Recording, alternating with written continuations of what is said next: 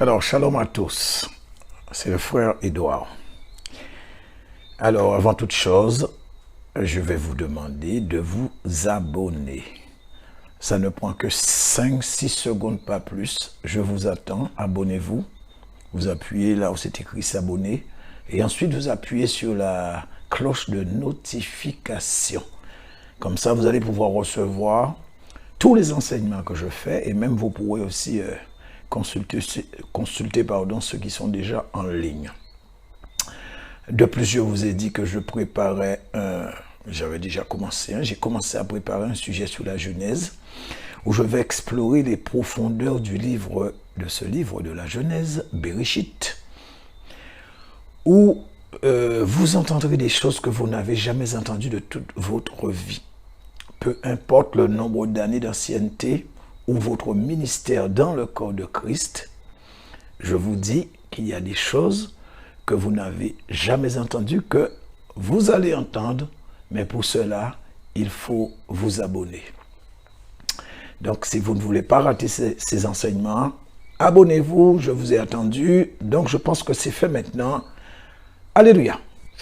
Alors, nous sommes en décembre 2022. Et là, je vais partager avec vous un enseignement qui est vital pour l'Église, corps de Christ, et qui revêt un caractère urgent dans les temps ou la période que nous nous trouvons en ce moment, sur ce que nous vivons. Je pense que vous avez déjà tous vu ce qui se fait, ce qui vient, etc. Ça, c'est indéniable.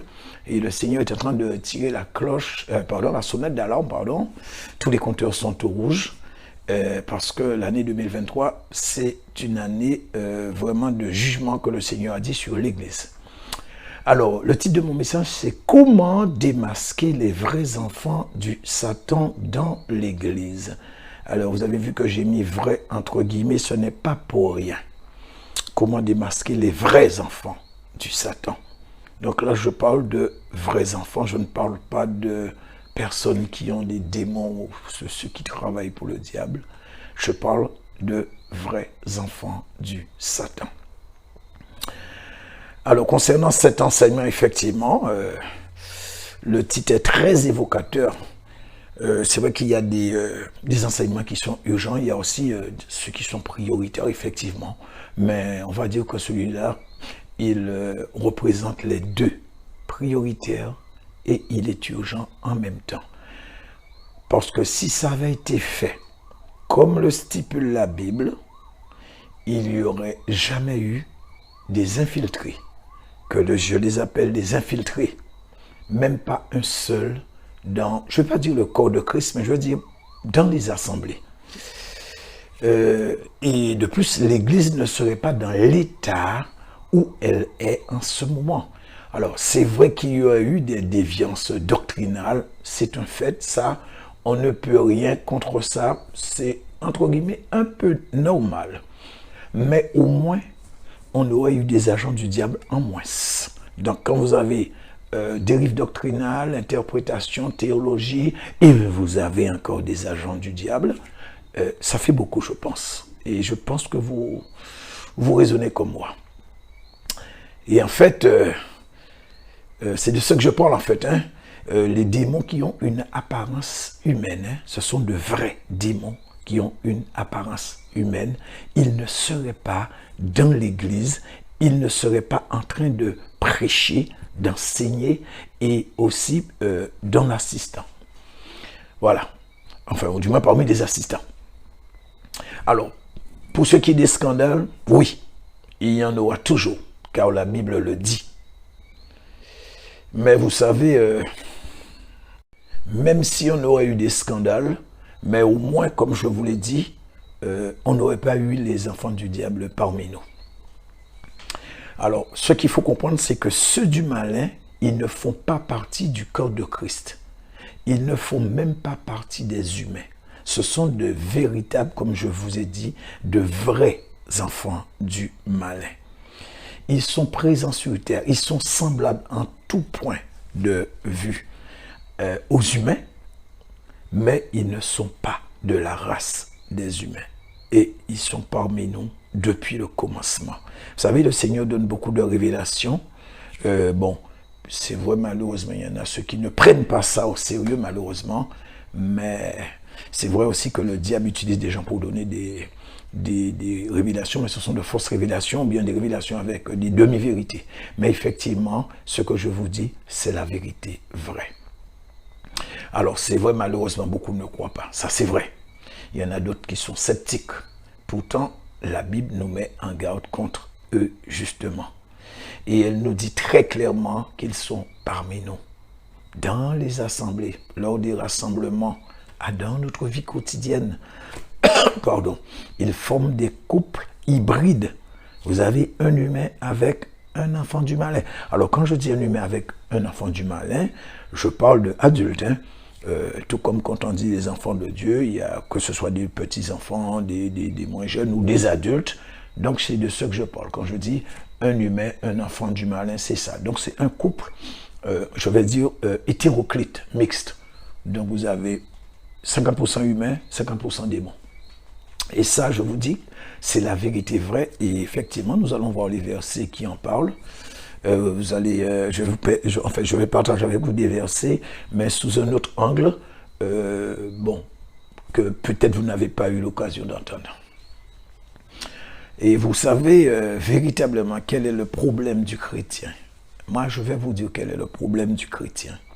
En fait, c'est la routine, l'ignorance, ne pas donner à la parole de Dieu la place qu'elle mérite, ne pas appliquer ce qui est écrit dedans, le fait de faire confiance à un homme parce qu'il est pasteur, apôtre, prophète, etc. En fait, voilà les mots dont souffre le corps de Christ. Alors, regardez les chaînes YouTube qui regorgent d'abonnés. Ce sont les chaînes qui distillent la nourriture spirituelle infecte, frelatée, évangile de complaisance, évangile dilué, évangile à l'eau de rose, des prophéties à l'appel qui se contredisent sans cesse, évangile de prospérité financière.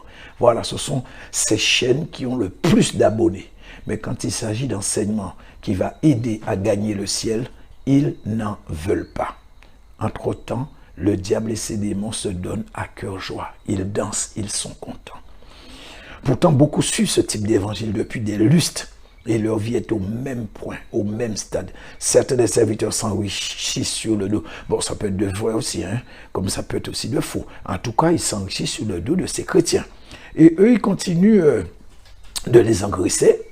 Pourquoi? Parce qu'ils ont de l'espoir. Exactement comme ceux qui ont une addiction pour les jeux d'argent. Vous voyez, les jeux de hasard. Donc, ce sont des joueurs invétérés qui ont toujours en point de mire le gros lot parce qu'ils voient qu'ils vont prendre le gros, ils vont gagner le gros lot. Tous les jours, ils le voient.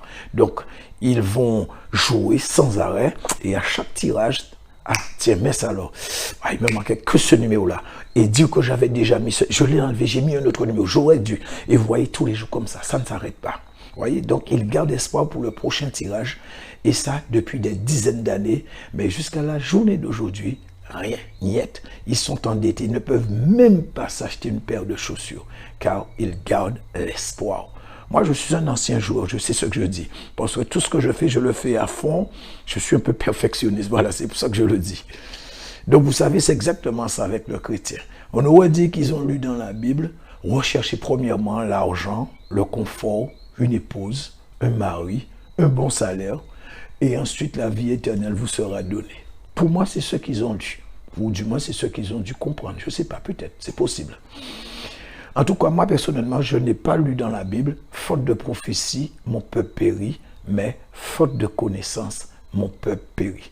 Donc, vous voyez comment la connaissance est importante. Elle est vitale pour le chrétien individuellement.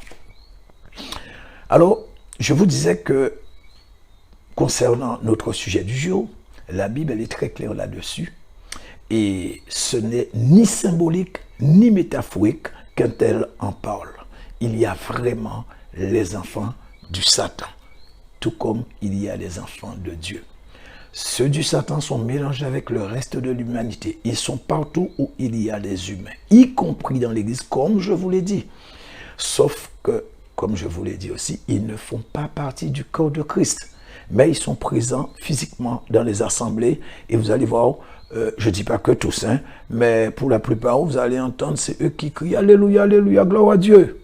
mais vous ne savez pas derrière ce qui sort de leur bouche dans le spirituel. C'est du venin. Et en fait, nous allons voir ce que la Bible dit. Donc, alors, si malgré ce que nous verrons dans la Bible, que vous ne voulez toujours pas donner une suite favorable, malgré les preuves que je vais vous donner bibliquement, si vous voulez le prendre à la légère, c'est vous qui voyez. Mais après, je puis vous dire qu'il y aura des regrets. Et comme je le dis souvent dans mes enseignements, quand il y a regret, c'est qu'il est déjà trop tard. Alors, personnellement, je ne prétends pas connaître toute la Bible, ni avoir une connaissance supérieure. Je lis, je médite et je partage avec vous ce que je pense que le Saint-Esprit m'a permis de comprendre. Et ça, je vous l'ai toujours dit. Alors, maintenant, si vous avez des doutes par rapport à ce que je vais dire, je pense qu'il serait sage de demander au Saint-Esprit au lieu de rejeter. N'oubliez surtout pas qu'il y a un verset prophétique qui devait se réaliser dans les derniers jours. Et je pense que bon nombre d'entre vous connaissent ce verset. C'est Daniel, chapitre 12, verset 4 qui dit « Toi, Daniel, tiens secret de ces paroles et scelle le livre jusqu'au temps de la fin. Plusieurs alors le liront et la connaissance augmentera. » Et il y a quand même beaucoup de mystères qui sont encore scellés dans la Bible. Même dans le livre de l'Apocalypse, nous avons le cas des 7 tonnerres qui allaient parler, mais l'ange a dit, je ne sais pas en tout cas, il a été dit à Jean de ne pas écrire ce que les 7 tonnerres ont dit. Donc ce sont des choses qui doivent être révélées à la fin des temps. Mais c'est Dieu lui-même qui fixe sous son autorité qui il choisit pour révéler et à quel moment ça doit être révélé. Mais ce n'est pas nous et il ne nous demande pas non plus notre avis. Alors, ce que je voulais vous dire, c'est que surtout ne faites pas comme les témoins de Jéhovah. Ils ont un verset. Dans ce verset, alors il y a une partie qui parle de la fin des temps et il y a une autre partie qui va dire quelque chose mais qui va à l'encontre de leur doctrine. À ce moment-là, ils le coupent, ils prennent la partie temps de la fin, ils y croient, mais l'autre partie, ils rejettent. Alors surtout, ne faites pas comme eux. Donc là, nous n'allons pas perdre de temps et nous lirons un verset, ou du moins plutôt une parabole qui va révéler certains mystères des choses qui sont codées dans la Bible.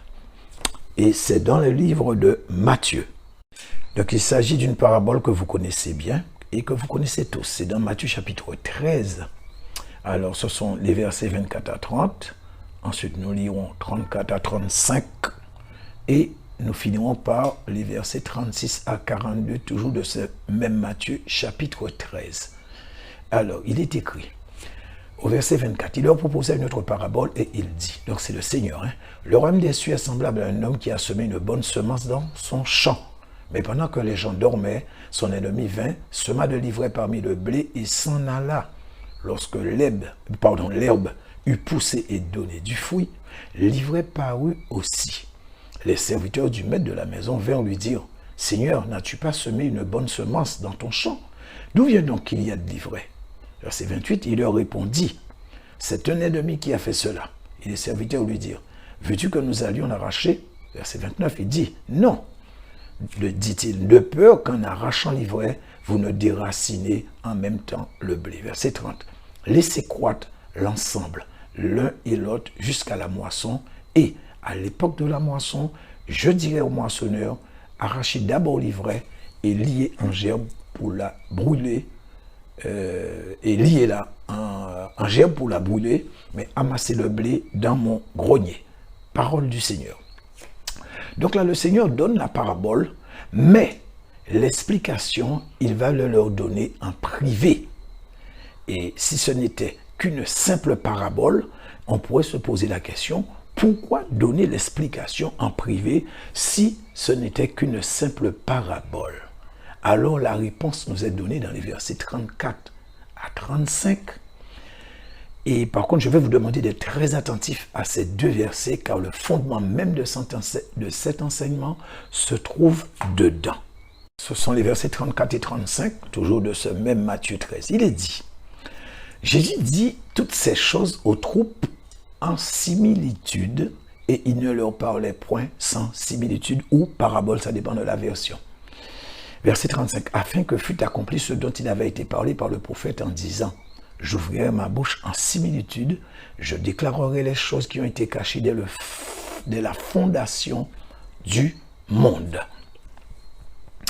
Alors, donc, dans un premier temps, j'ai utilisé la version Martin et j'ai vérifié dans d'autres versions telles que la King James et plus particulièrement la Bible grecque interlinéaire que j'ai, car c'est cette version qui se rapproche le plus de l'original pour vérifier quelque chose quand ça me turlupine, et c'était le cas là.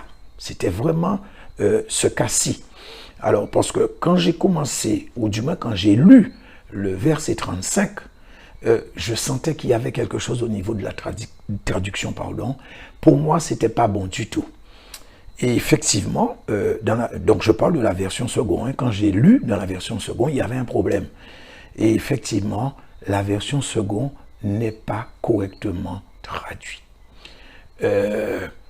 Vous voyez, pour la version que je vous ai dit, Martin, que vous avez à l'écran, nous avons... non, ce serait plus la version seconde, traduit ainsi. Donc le verset 35, je publierai des choses cachées depuis la création du monde. Et comme je vous ai dit, ce n'est pas la bonne traduction. La bonne traduction est, mais depuis la fondation du monde, pas la création du monde. Donc, je publierai des choses ou je déclarerai des choses cachées dès la fondation du monde. La création du monde, ce n'est pas la bonne traduction, ce n'est pas bon. C'est la fondation du monde. Donc il faut savoir que la création du monde et la fondation du monde sont deux choses qui n'ont rien en commun. Ne serait-ce que sous le principe d'un verset, je vais vous faire voir là où que effectivement à partir de ce verset, quand on analyse ce verset, qu'il y a un problème. Le Seigneur dit, vous ne faites pas partie du monde. Alors, comment le Seigneur créerait le monde et dire vous ne faites pas partie du monde? Donc, vous voyez déjà là que ça coince, qu'il y a quand même un petit quelque chose quand même. Et comme je vous ai dit de toutes les manières, bon, je ne vais pas véritablement rentrer trop en profondeur parce que je vous ai dit que j'avais un enseignement que j'ai commencé sur la Genèse et où je vais un petit peu beaucoup plus en profondeur et où je vais aussi détailler la différence qu'il y a entre ces deux conceptions. Donc, la création et la formation ou le façonnage. Et je pense qu'une fois de plus, certainement, c'est la théologie qui en est derrière tout ça. Cette confusion, c'est la théologie qui a amené ça, j'en suis sûr. Donc, le Seigneur est en train de dire qu'il y a des choses par rapport au verset 34 et 35 qui sont cachées depuis la fondation du monde, mais que certains doivent connaître la signification, alors que d'autres ne doivent pas connaître la signification. Donc, c'est ce que veut dire, quand vous le lisez de toutes les manières, c'est ce que nous comprenons, il n'y a pas autre chose. Là, je ne suis pas en train d'interpréter, c'est ce qu'il dit. Vous n'avez qu'à analyser, vous n'avez même pas besoin d'analyser. C'est ce que ça veut dire. Il n'y a pas d'interprétation ni d'approximation, c'est ce que ça veut dire. C'est ce qu'il dit de toute manière.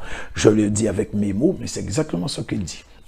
Donc des choses qui sont cachées, des mystères que les hommes ignorent, notamment la présence des enfants du diable qui composent le monde. Voilà pourquoi il a dit des choses. Il n'a pas dit des paroles ou des écrits, mais des choses. Alors, attention, je ne dis pas qu'il n'y a pas des écrits cachés ou je ne sais pas. Non, ce n'est pas ce que je veux dire par là. Mais pour ce qui nous concerne, par rapport au verset que nous sommes en train d'analyser, il parle de choses cachées. Et c'est très important pour le reste de ce que nous avons à voir. Donc c'est pour cela que je l'ai souligné. Alors, donc nous devons maintenant essayer d'analyser cette parabole pour voir quelles sont les choses qui ne sont pas dites ouvertement dans la Bible, mais que la parabole serait en train de nous révéler. Alors pour ça, il faudrait partir sur la base que dans ce que nous avons déjà lu et ce que nous lirons, qu'il y a des mystères, mais il y a aussi des réponses que vous ne devez négliger sous aucun prétexte. Autrement, vous risquez de ne pas comprendre l'importance que revêt cet enseignement. Et maintenant, nous allons lire et analyser le plus près que possible ce que le Seigneur leur a dit par rapport à cette parabole. Donc, c'est les versets 36 à 42 que le Seigneur va donner la réponse à ses disciples. Alors, il leur dit, donc, verset 36, alors il renvoya la foule et entra dans la maison. Ses disciples s'approchèrent de lui et dirent, explique-nous la parabole de l'ivraie du champ. Verset 37, il répondit, celui qui sème la bonne semence, c'est le Fils de l'homme. Verset 38, le champ, c'est le monde, la bonne semence, ce sont les fils du royaume, l'ivraie, ce sont les fils du malin. Verset 39, l'ennemi qui l'a semé, c'est le diable. La moisson, c'est la fin du monde, les moissonneurs, ce sont les anges. Verset 40, or, comme on arrache l'ivraie et qu'on la jette au feu, il en sera de même à la fin du monde. Verset 41, le Fils de l'homme enverra ses anges qui arracheront de son royaume tous les scandales et ceux qui commettent l'iniquité. Verset 42, et ils les jetteront dans la fournaise ardente où il y aura des pleurs et des grincements de dents. Parole du Seigneur. Donc, si nous analysons ces versets que nous venons de lire, 36 à 42, attentivement, nous allons comprendre beaucoup de choses. Alors, donc, je vais passer le 36, comme je veux dire de toute manière le verset 36, sans particulier qu'il aura donné la réponse ou l'explication de la parabole. Le verset 37, il dit, alors le Seigneur parle, il dit, il répondit, celui qui sème la bonne semence, c'est le Fils de l'homme.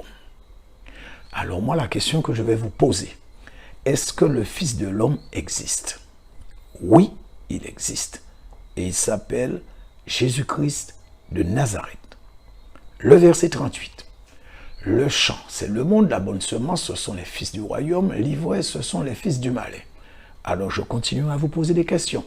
Est-ce que le champ existe? Oui, c'est le monde. Est-ce que la bonne semence existe? Oui, ce sont les fils du royaume. Alors, et pourquoi vous ne voulez pas croire que l'ivraie existe aussi, qu'il est réel et qu'il s'agit de véritables fils du malin, tout comme c'est écrit? Pourquoi vouloir rejeter ce qui ne correspond pas à votre propre conception de la Bible parce que ça a été interprété? Alors, est-ce que c'est trop difficile pour vous ou est-ce irréel? Cela dépasse-t-il votre entendement à ce point? Dieu a-t-il besoin de notre permission pour faire ce qu'il a à faire? Ou peut-être que vous avez tellement l'habitude d'entendre une parole trop souvent interprétée à la sauce théologique et peut-être que ça vous gêne. Donc, de ce fait, vous rejetez de manière mécanique sans même chercher à comprendre. Alors, si vous croyez dans ce qui est écrit avant, dans le verset, il faut aussi croire dans ce qui est écrit après. Il est parlé du fils du malin ou des fils du malin. Eh bien, c'est parce que tout simplement, les fils du malin existent et le Seigneur nous le signale. Et Jean, je ne parle pas de l'évangile de Jean, mais c'est 1 Jean chapitre 2, verset 12, autant que je me souvienne, Jean va utiliser la même expression que le Seigneur concernant Caïn. Et il dit, Caïn était du malin. Caïn est le fils du malin et il est à l'image et à la ressemblance du malin. Ce sont les mêmes expressions qui ont été appliquées. Et moi, selon ce que je comprends, Caïn avait une partie humaine en lui, ou humaine, la partie de Ève, et il avait l'autre partie qui n'était pas de Adam, mais la partie du diable. Donc il était à 50% démon, enfin entre guillemets, et 50% humain, parce que Adam n'était pas le père de Caïn. De toutes les manières, j'ai fait un enseignement là-dessus. Vous pouvez aller écouter cet enseignement, c'est très enrichissant. Le verset 39, il dit, l'ennemi qui l'a semé, c'est le diable, la moisson, c'est la fin du monde, les moissonneurs, ce sont les anges. L'ennemi, c'est le diable. Et vous savez qu'il existe. La moisson, c'est la fin du monde. Et vous en parlez tous les jours sans même vous en rendre compte. Et vous y croyez aussi dans la fin du monde. Les moissonneurs, ce sont les anges, et ils existent bel et bien. Et vous le savez, la Bible dit. Alors, le verset 40, on peut passer dessus. Le verset 41 aussi. Le verset 42. Ils jeteront dans la fournaise ardente où il y aura des pleurs et des grincements de dents. Bon, alors donc, nous voyons que, selon cette parabole, qui est en fait une réalité, car tout ce qui est mentionné dans cette parabole existe bel et bien. Et je vous les ai énumérés les uns après les autres. Donc, si vous croyez que tout ce qui a été dit existe, vous ne devez pas rejeter les fils du malin qui existent réellement. Si vous rejetez les fils du malin, vous devez aussi rejeter le reste. C'est-à-dire, vous devez rejeter que le Seigneur Jésus-Christ existe, les anges, la fin du monde, etc. Vous devez tout rejeter. Je vous dis, ne faites pas comme les témoins de Jéhovah.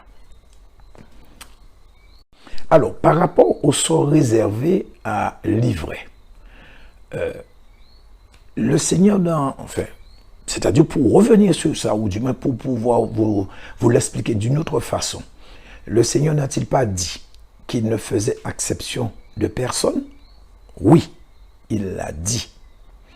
Au verset 11 de Romains chapitre 2, car devant Dieu, il n'y a point d'acception de personne. Alors, que veut dire acception de personne? Donc, acception, c'est A-2-C-E-P-T-I-O-N, de personne. Ça veut dire qu'il ne fait pas de différence, il ne fait pas de préférence, tout le monde est logé à la même enseigne, il ne fait pas de parti pris. Donc, alors, si le Seigneur a dit ça, et effectivement, nous venons de le lire, donc ça veut dire qu'il y a un souci. Alors, expliquez-moi pourquoi l'ivraie est d'ores et déjà réservé pour le feu, étant donné que Dieu ne fait point d'acception de personne, car il s'agit de gens qui sont sur cette terre et qui ont la ressemblance des humains. Donc, je parle pour toutes personnes confondues. Donc, même si vous ignoriez qu'il y avait des démons humains, mais par rapport à ce verset de Romains 2:11, le fait que le Seigneur ne fait exception de personne, pourquoi d'ores et déjà, d'emblée, l'ivraie est réservée pour le feu? Donc ça contredit ce verset. S'ils sont de vrais humains, pourquoi Dieu dit qu'il les réserve pour le feu? Et c'est bien spécifié dans le verset, les enfants du malin. C'est ce qui est écrit. C'est bien spécifié, les enfants du malin. Il ne parle pas de démons, il ne parle pas du diable, il parle des enfants du malin, ceux qui sont mélangés, qui sont parmi nous. Donc, si nous sommes effectivement des créatures de Dieu sur cette terre, donc expliquez-moi pourquoi il y a aussi des appelés, des élus et des fidèles qui seront avec le Seigneur, comme c'est mentionné dans le livre de l'Apocalypse. Il est dit, ils combattront contre l'agneau et l'agneau les vaincra parce qu'il est le Seigneur des seigneurs et le roi des rois. Et les appelés, les élus et les fidèles qui sont avec lui les vaincront aussi. Alors, appelés par rapport à qui? Choisis par rapport à qui? Puisque Dieu ne fait pas d'acception. Pourtant, ils sont déjà condamnés. Ils ne passent même pas en jugement. Ils sont réservés pour le feu. Alors qu'il y a des choisis, des élus. Alors, est-ce que vous pouvez m'expliquer ça? Dieu se contredirait-il? Non. Nous savons que c'est non. C'est nous qui devons faire des efforts pour ne pas rejeter ce que dit la parole de Dieu sous prétexte que ça ne correspond pas au standard ou à la norme ou je ne sais pas, ou que nous trouvons que c'est inconcevable. Dieu ne nous demande pas notre avis. La parabole ne parle pas de ceux qui pêchent. Donc, nous n'allons pas tomber dans les approximations et dans l'interprétation. Elle est très claire, la parabole. Elle parle d'enfants du malin, des enfants du diable. Alors, est-ce que vous pouvez m'expliquer? Désolé, mais je retourne encore sur cette parabole et je vous pose la question suivante. En quoi ça vous dérange que les fils du malin existent et sont bel et bien parmi les humains qui sont sur cette terre, puisque nous venons de le lire, nous l'avons lu. C'est pas à dire que je vous ai raconté, on l'a lu. En quoi ça pourrait vous déranger qu'ils existent? Pourquoi vous ne voulez pas l'accepter? C'est écrit, et c'est dans la Bible. Pourquoi vous voulez passer à l'interprétation en rejetant une partie? Personnellement, vous ne pouvez pas dire que j'ai interprété, je ne l'ai pas fait. Moi, la seule chose que je sais, c'est que quand je vois quelque chose qui est écrit, j'analyse, j'accepte. Je ne rejette pas, ou parce qu'un théologien, un grand pasteur aurait dit quelque chose par rapport à ce verset et que moi je vois qui est contraire, alors moi je rejette ce qui a été dit et je prends ce qui est dans la Bible. Voilà pourquoi que, bon, je ne vais pas dire que je suis plus que quiconque, mais je veux dire que le fait que, si vous voulez, je ne raisonne pas quand je regarde la parole. On peut raisonner sur certains points, oui, mais quand il y a quelque chose qui est écrit, c'est évident, et en faisant des recherches, on se rend compte que c'est la vérité, on n'a pas à raisonner avec. C'est écrit, on l'accepte. Voilà, moi c'est comme ça que je fonctionne. Et malheureusement, ça a été le problème de beaucoup de serviteurs. La théologie, le manque de connaissances. Certains qui ne se sont pas laissés conduire par le Saint-Esprit. Ils ont mis le Saint-Esprit dans un placard. D'autres encore qui se sont autoproclamés apôtres, enseignants de la parole ou pasteurs. Ou encore pasteurs de père en fils comme si c'était une dynastie. Voilà là où est l'Église en ce moment. Donc, je ne vais pas dire personne n'est à sa place, mais on a beaucoup de problèmes comme ça, des pasteurs qui sont, des évangélistes qui se sont autoproclamés pasteurs, qu'on a nommés pasteurs, des pasteurs qu'on a nommés prophètes, des pasteurs qui se sont autoproclamés apôtres, etc., etc. Voilà là où on est. Et moi, je vous dis que tous ceux qui n'ont pas reçu le ministère du Saint-Esprit sont de faux. C'est aussi simple que ça. Donc, si vous avez été nommé par des hommes, je vous dis d'avance, repentez-vous pendant qu'il est encore temps, parce qu'en 2023, je vous l'ai dit, et je pense que vous voyez sur les réseaux sociaux, le Seigneur a dit qu'il a déjà commencé son jugement au niveau de l'Église. Le blé sera séparé de l'ivraie, les mauvaises herbes, les scandales et haute abomination devant le Seigneur. Donc maintenant, si vous voulez croire, croyez. Si vous ne voulez pas croire, c'est vous qui voyez, mais je vous dis la vérité. Donc, finalement, vous voyez, frères et sœurs, maintenant je vous dis que ce que j'avais dit dans un autre enseignement, je me souviens, je crois que c'était dans l'enseignement sur le 666, bienvenue dans la réalité du Satan, dans la réalité du malin. Effectivement, voilà quoi, c'est comme ça, on ne peut pas faire autrement. Bon, alors, ceci dit, comme je vous dis, je ne vais pas rentrer trop en profondeur. Ça va rester dans l'enseignement que je suis en train de préparer parallèlement et qui sera beaucoup plus profond que ça. Alors, maintenant, comment débusquer les enfants du malin? Comment connaître qui est qui dans ce capharnaüm entre ceux du malin et les vrais enfants de Dieu? Comment les séparer? Comment les départager? Et c'est la Bible qui va nous donner la réponse. Et je vous dis que ceux qui ont des oreilles pour entendre, je dirais même pour écouter, qu'ils écoutent ce que la Bible dit, et non la théologie, ni l'interprétation. Ne vous laissez point abuser par qui que ce soit. Peu importe ce qu'on pourra vous dire, qu'il soit apôtre, pasteur, prophète, évangéliste, enseignant de la parole, la Bible est très claire là-dessus. La parole de Dieu doit être appliquée par tous sans aucune exception. C'est elle qui fait foi et force de loi et non la parole des hommes, peu importe dans quel ministère ils sont. Donc, je répète encore, il ne doit y avoir aucune exception. Et d'ailleurs, personnellement, je vais le faire et vous saurez que je ne suis pas un enfant du diable, mais bien un enfant du Dieu Elohim, le grand je suis, Yeshua HaMashiach, Jésus-Christ de Nazareth. Et pour ce faire, nous allons lire deux versets, ou plutôt deux livres. Alors, il y a l'épître de Jean et il y a le livre de 1 Corinthiens. Donc, ces versets, bon, il y a 3 versets dans Jean, et il y a un dans Corinthiens. Donc, ces 4 versets combinés vont nous dire exactement ce que nous devons faire pour pouvoir discerner, distinguer, connaître qui sont les enfants du diable et qui sont les enfants de Dieu. Et comme je le dis, et je l'ai dit, et je le redirai encore, si vous voulez croire, croyez. Si vous ne voulez pas croire, c'est vous qui voyez. Si vous voulez le faire, faites-le. Si vous ne voulez pas le faire, c'est vous qui voyez. Alors, 1 Jean chapitre 4, versets 1 à 3, il nous dit, « Bien-aimés, n'ajoutez pas foi à tout esprit, mais éprouvez les esprits pour savoir s'ils sont de Dieu, car plusieurs faux prophètes sont venus dans le monde. Reconnaissez à ceci l'esprit de Dieu. Tout esprit qui confesse Jésus-Christ venu en chair est de Dieu. Et tout esprit qui ne confesse pas Jésus-Christ n'est pas de Dieu. C'est celui de l'antichrist ou l'antéchrist en fonction de la version dont vous avez appris la venue et qui maintenant est déjà dans le monde.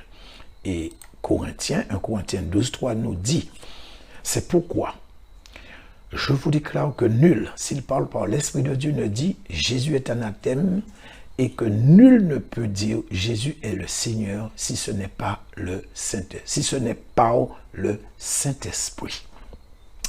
Donc, là, Jean et Paul nous disent ce que nous devons faire pour exposer l'ivraie qui vient tranquillement s'asseoir dans les assemblées pour faire l'œuvre de leur père, le Satan. Alors, on va commencer avec 1 Jean 4. Il dit, au verset 1, bien-aimés, n'ajoutez pas foi à tout esprit, mais éprouvez les esprits pour savoir s'ils sont de Dieu, car plusieurs faux prophètes sont venus dans le monde. Jean nous dit, n'ajoutez pas foi. Ça veut dire quoi? Ne faites pas confiance, ne faites confiance à personne. Voilà ce que ça veut dire. Qu'il soit pasteur ou apôtre, peu importe son titre, vous ne devez faire confiance à personne. Seulement au Saint-Esprit que Dieu nous a donné. Et bien sûr, si Dieu, le Saint-Esprit vous révèle l'identité de telle personne, et encore, là encore, il faudrait être prudent pour savoir si c'est bien le Saint-Esprit qui a parlé. Et c'est pour cela qu'il faut être très prudent. Et si vous avez un doute, demandez un signe ou il faut appliquer ce qui est dit. L'Église a reçu un ordre. Donc, si vous ne voulez pas que l'Église soit le repère des enfants du malin, voilà ce que vous devez faire. Et c'est un ordre que l'apôtre Jean a donné. Il dit, éprouvez les esprits. Alors, pasteur, as-tu fait ce qui a été demandé? Toi-même, l'as-tu fait devant l'assemblée pour donner l'exemple? Malheureusement, ça n'a pas été fait. Je n'ai jamais entendu un pasteur dans une assemblée demander à chaque personne présente de le faire ouvertement.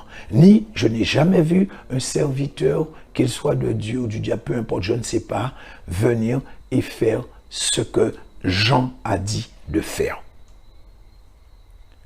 Verset 2. Reconnaissez à ceci l'Esprit de Dieu. Tout esprit qui confesse Jésus-Christ venu en chair est de Dieu. Et tout esprit, verset 3, qui ne confesse pas Jésus-Christ n'est pas de Dieu. C'est celui de l'antéchrist dont vous avez appris la venue et qui maintenant est déjà dans le monde. La parole de Dieu est très claire. Nous devons éprouver les esprits qui sont derrière celui qui se trouve devant nous. Et cette personne doit confesser de manière intelligible à voix haute, très clairement, pour qu'on puisse l'entendre distinctement devant tous. Et ce n'est qu'à partir de ce moment-là qu'on pourra savoir avec qui on a affaire. Et ça aussi, c'est valable même dans votre foyer. Donc, dans l'église, ça devait se faire systématiquement, même une fois par mois. Le pasteur ou le prophète, peu importe ce qui est là, tous ceux qui sont là, ils doivent confesser devant toute l'assemblée. Et toute l'assemblée aussi doit venir individuellement pour confesser. Alors pour ceux qui ont, je ne sais pas, des centaines de fidèles, alors moi je ne sais pas comment faire, mais tout ce que je sais, c'est que c'est ce que la Bible dit. Je vous l'ai lu, je ne l'ai pas inventé. Je vous ai parlé aussi du foyer, même dans votre foyer. Vous ne savez pas avec qui vous êtes marié. Même vos propres enfants doivent le confesser. Autrement, comme je vous l'ai dit, tout comme Ève a eu un enfant du malin à la personne de Caïn, et il n'y avait aucune différence entre eux. Adam n'a vu que du feu. Ève n'a vu que du feu. Nous l'avons lu dans l'épître de Jean. Caïn est du malin. Pourtant, Ève et Adam, ils l'ignoraient.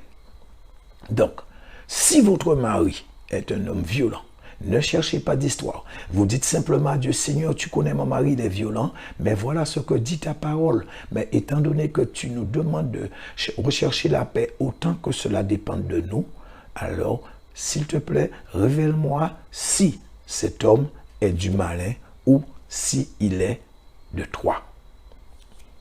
Et je vous le répète, j'ai fait un enseignement sur l'histoire de Caïn. Caïn n'était pas le fils d'Adam, mais le fils de Ève. Allez écouter cet enseignement, vous allez voir, ça va vous faire du bien et vous allez découvrir des choses que vous ne connaissez pas.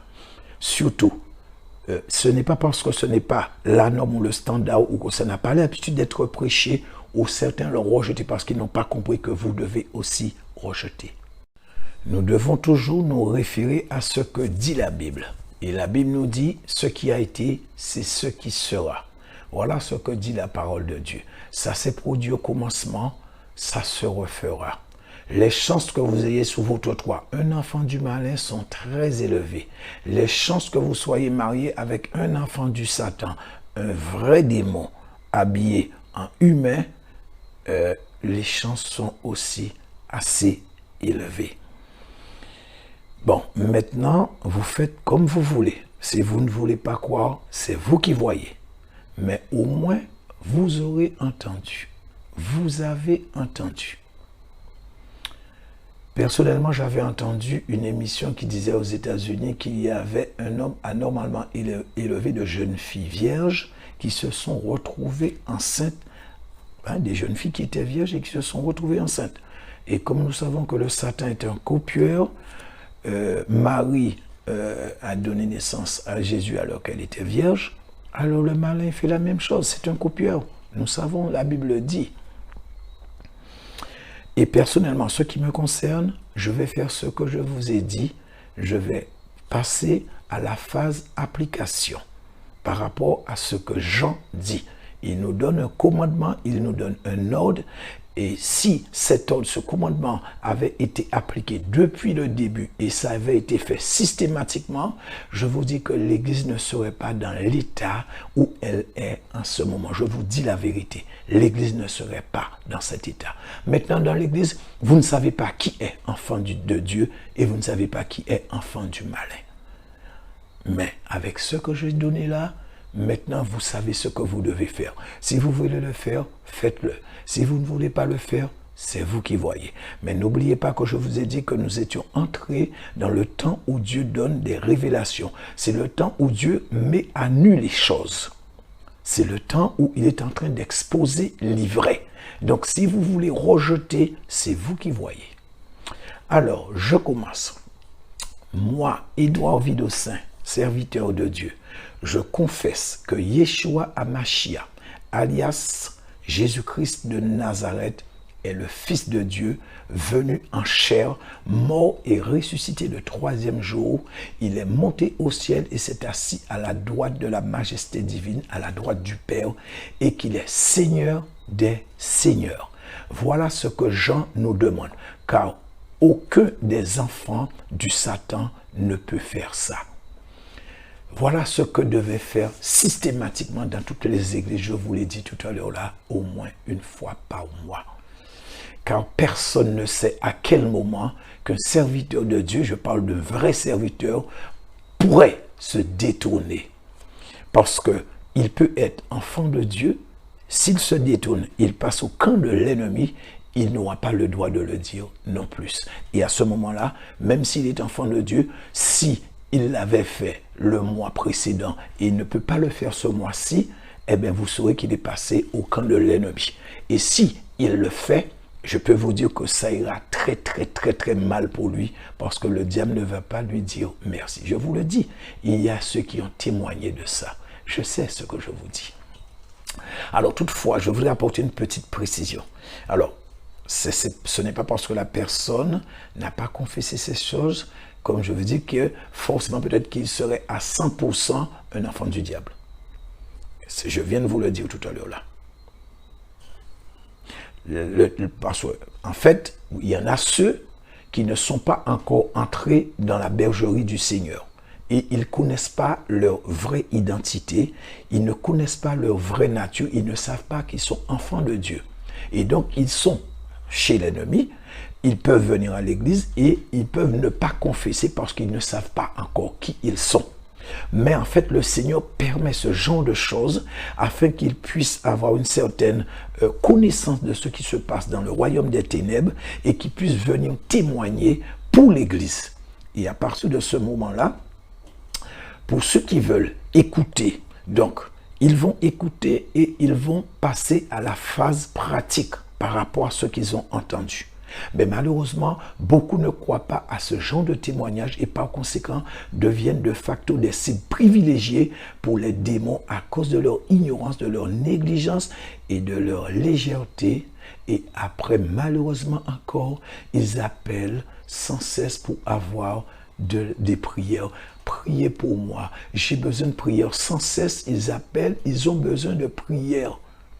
Alors qu'ils avaient l'opportunité de connaître un peu plus sur le fonctionnement du royaume des ténèbres et d'avoir la possibilité de régler certains problèmes dans divers domaines de leur vie, de leur foyer, au niveau de leur travail, voisinage, etc., sans pour autant avoir besoin de l'aide de quiconque, uniquement avec le savoir, parce qu'ils ont reçu quelque chose qu'ils ne connaissaient pas suite à un témoignage. Mais on rejette, et ça, c'est le fort du chrétien, c'est de rejeter tout ce qu'il ne comprend pas, tout ce qu'il entend pour la première fois, pour peu que son pasteur, son apôtre, je ne sais pas, son prophète aurait dit le contraire, parce que l'apôtre, le pasteur n'a pas compris quelque chose, et donc, de facto, ils emboîtent le pas à leur pasteur, à leur apôtre, à leur tout ce que vous voulez, leur enseignant, et ils restent derrière sans chercher à comprendre.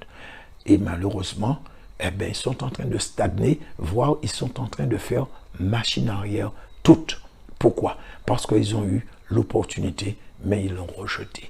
Donc voilà ce que je voulais partager avec vous. Désormais, vous savez qu'il y a de vrais enfants du Satan, tout comme il y a de vrais enfants de Dieu.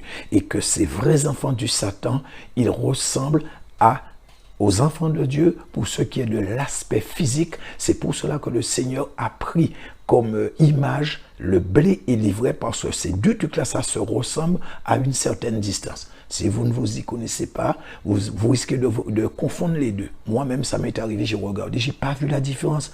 Et même de près, il fallait être vraiment très perspicace pour arriver, pour que je puisse pouvoir comprendre qu'effectivement, il y avait une différence, parce que la différence, elle était infime. Donc, frères et sœurs, c'est ce que je voulais partager avec vous.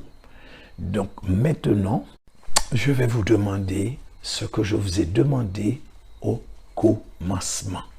Parce que, étant donné que nous sommes arrivés à la fin de cet enseignement, abonnez-vous. Je vous ai dit, je suis en train de faire un truc sur un enseignement très profond sur le livre de la Genèse, et je puis vous dire que ce sera très, très, très profond. Bien sûr, c'est le Seigneur qui peut vraiment révéler tout ce qu'il y a dans sa parole. Nous sommes que des hommes, il y en a ceux qui entendent la parole de Dieu, clairement qui entendent le Saint-Esprit leur parler, il y en a d'autres, que Dieu leur donne une certaine capacité, une certaine intelligence pour pouvoir comprendre. Bon, personnellement, je n'ai pas cette grâce que certains ont d'entendre clairement le Saint-Esprit. Donc, c'est la capacité que le Seigneur m'a donnée. Bon, j'essaie de faire pour essayer de vous donner le meilleur. Voilà. Donc, c'est ce que je voulais partager avec vous, frères et sœurs. Que le Seigneur vous bénisse. Et puis, à bientôt pour un prochain enseignement. Et je vais essayer de voir, mais ça va être difficile pour l'enseignement sur la jeunesse, parce que c'est tellement profond, je ne sais pas quand est-ce que je pourrais faire sortir. À certains moments, je me dis que je pourrais faire sortir au fur et à mesure, je vais voir. Que Dieu vous bénisse.